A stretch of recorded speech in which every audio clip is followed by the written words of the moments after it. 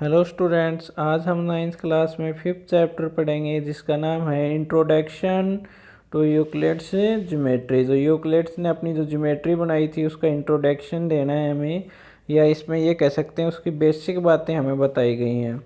तो क्या कह रहा है, which of the following statements are true and which are false, give reasons to your answer. हमें अपने आंसर का रीजन देना है। तो पहले क्या कह रहा है, only one line can passes through a single point. क्या एक सिंगल पॉइंट से सिर्फ एक ही लाइन पास हो सकती है? तो ये अपनी क्या है भाई, फॉल्स स्टेटमेंट है। क्यों? क्योंकि हमें पता है कि एक पॉइंट से infinitely many line can pass through a point in a different directions, इसलिए ये क्या है भाई, अपनी फॉल्स हो गई। सेकेंड क्वेश्चन क्या कह रहा है, there are infinite many number of line which passes through two distinct points. तो ये भी बेटा फॉल्स होगी, क्योंकि अगर दो अलग अलग पॉइंट है तो आपको पता है उससे सिर्फ एक ही लाइन पास हो सकती है। तो फॉल्स होगा, through two distinct points only one line can pass, सिर्फ एक ही लाइन पास हो सकती है। ये थ्योरेटिकल पोर्शन है, इसलिए मैं आपको ये बोल बोल के पढ़ा रहा हूँ। अगला क्वेश्चन है third, a terminating line can be produced infinitely on both the sides. तो इसमें आएगा ट्रू। हाँ, ट्रू आएगा भाई। A terminated line on line segment can be produced infinitely both sides to give lines. जो लाइंस होती है बेटा, लाइंस होती है, आपको पता है उसके दोनों तरफ क्या आता है भाई, एरो आता है। एरो का मतलब ही ये होता है कि उसको हम जितना चाहे उतना बढ़ा सकते हैं। अब उसके बाद अपना है भाई फोर्थ क्वेश्चन। फोर्थ क्वेश्चन में कह रहा है, two circles are equal then their radius are equal. जब दो सर्कल भाई इक्वल कब होते हैं, जब उनकी रेडियस इक्वल होती हैं। तो ये भी ट्रू आएगा कि two circles of equal area that is equal circles will have the same radius from the relation area pi r square. जब हमें पता है एरिया पाई आर स्क्वायर दोनों का एरिया बराबर होगा, तो वहाँ से क्या होगा भाई, रेडियस दोनों की इक्वल आ जाएगी। अब अगले क्वेश्चन में कह रहा है, in the figure if A B is equal to है P Q and P Q किसके इक्वल होगा भाई, एक्स वाई के। तो then A B is equal to X Y. तो पोस्टुलेट का एक मॉडल कहता है भाई, जिसके अंदर कहता है कि अगर दो लाइंस हैं वो एक लाइन के इक्वल हैं, तो यहाँ पे ए बी है वो पी क्यू के इक्वल भी है, सॉरी पी क्यू है वो ए बी के इक्वल भी है, और पी क्यू एक्स वाई के इक्वल भी है। इसका मतलब ये दोनों लाइन भी क्या होंगी भाई, आपस में इक्वल होंगी, इसलिए ए बी इक्वल हो जाएगा किसके, एक्स वाई के।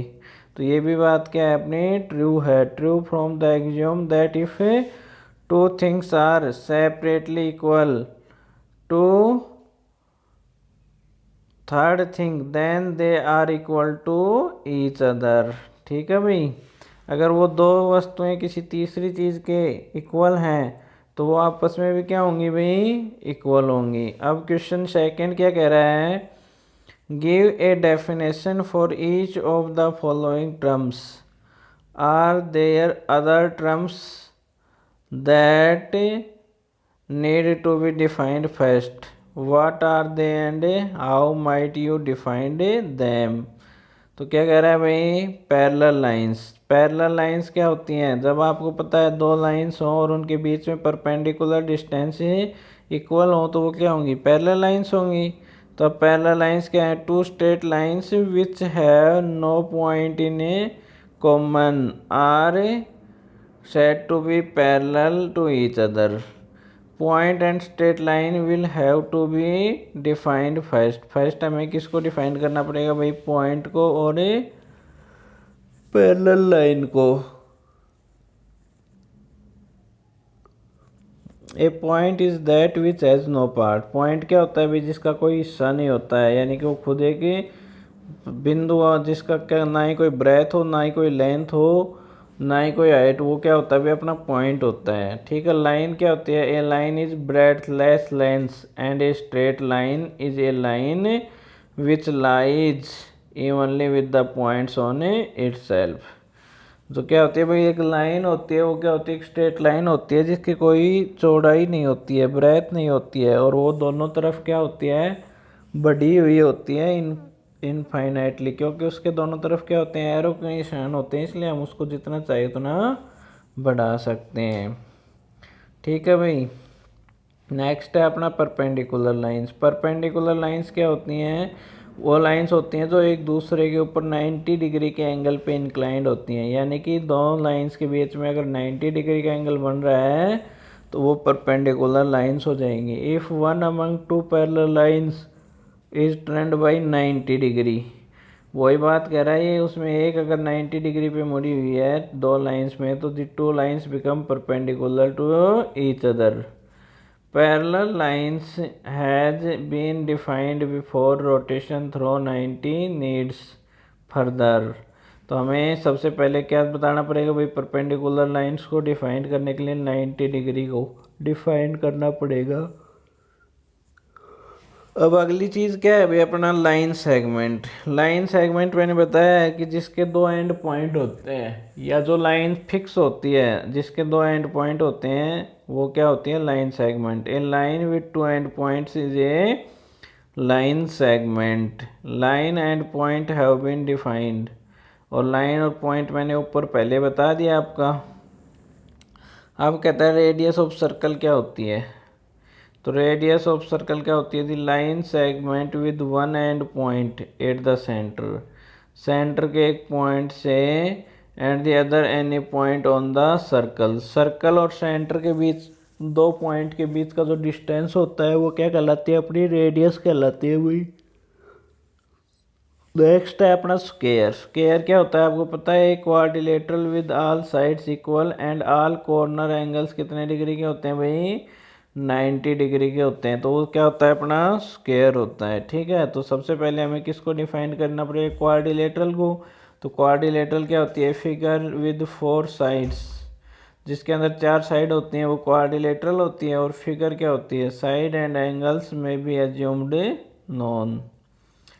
अब क्या कर रहा है क्वेश्चन थर्ड में, consider two postulates given, consider two postulates given below. ये जो नीचे दिए गए इनके पोस्टुलेट बताने हैं अपने को। तो given any two distinct points A and B, there exist a third point C which is between A and B. तो भाई अब ए और बी के बीच में, तो in postulate in between A and B remains an undefined terms which appeals to our geometric institution. The postulates are consist, they do not contradict each other. Both of these postulates do not follow from Euclid postulates. तो ये क्या Euclid postulate से मिलान नहीं हो रहा ना भाई। तो दूसरा क्या कह रहा है, there exist at least 3 points that are not on the same line.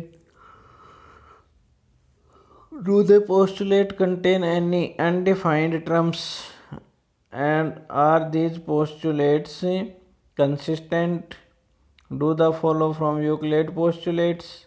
Explain। हमें इनके बारे में भी बताना है कि ये यूक्लिड पोस्टुलेट को फॉलो करते हैं कि नहीं करते हैं, ये डिफाइंड है कि नहीं डिफाइंड है। तो पहला क्या कह रहा है, लेट ए बी, क्या एक लाइन है, तो A B a straight line, there an infinite number of points composing the line. और लाइन किन से बनी हुई, बनी इनफाइनाइट पॉइंट से।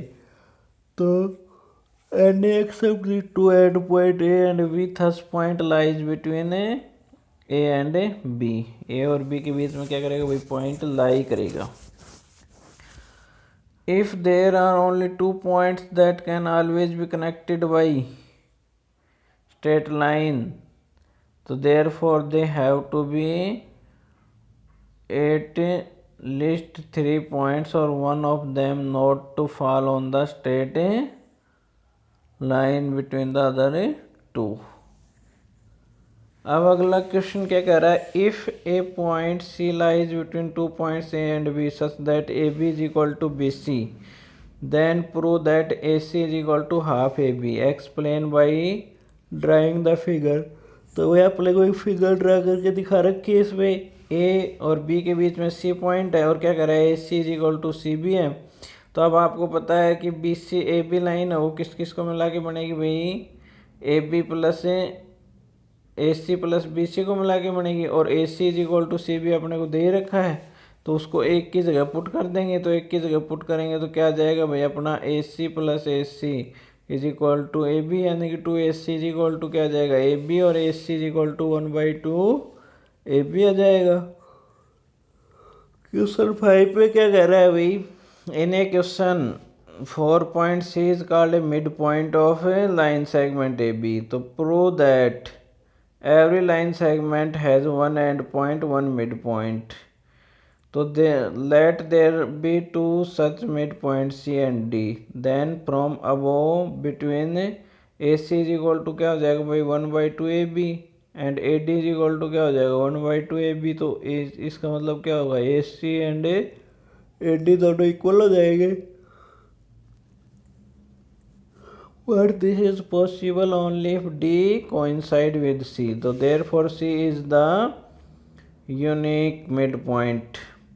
तो मिड पॉइंट भाई किसी भी लाइन का एक ही होता है, दो नहीं होते हैं। अब छठा क्वेश्चन क्या कह रहा है, in a figure if A C is equal to B D है then prove that A B is equal to C D है। क्या कह रहा है भाई, B C is equal A C is equal to B D दे रखा है अपने को, है ना। तो अब हम क्या करेंगे भाई, सबसे पहले A C is equal to B D को ले लेंगे। अब आपको पता है ए सी जो लाइन है यहाँ चित्र में देखो डायग्राम में, ए सी है वो किस किस से मिलके बनी हुई है A B plus B C से, और बी डी है वो किससे मिलके बनी हुई है B C plus C D से। तो अब हम दोनों को इक्वल रखेंगे तो A B plus B C is equal to B C plus C D आ जाएगा। तो बी सी से कैंसिल हो जाएगा और A B is equal to C D हमें प्रूव करना ही था। अब सातवां क्वेश्चन कह रहा है वाही is the axiom 5 in the list of Euclid axiom considered a universal truth. कि पांचवा एक्सियम है वो यूनिवर्सल ट्रूथ से कैसे जुड़ा हुआ है, तो बताओ। तो whole is always greater than its part, whole is always greater than its part, सही बात है भाई। ये जो पूरा बड़ा होता है वो अपने एक हिस्से से तो बड़ा ही होगा, इसलिए ये सही है।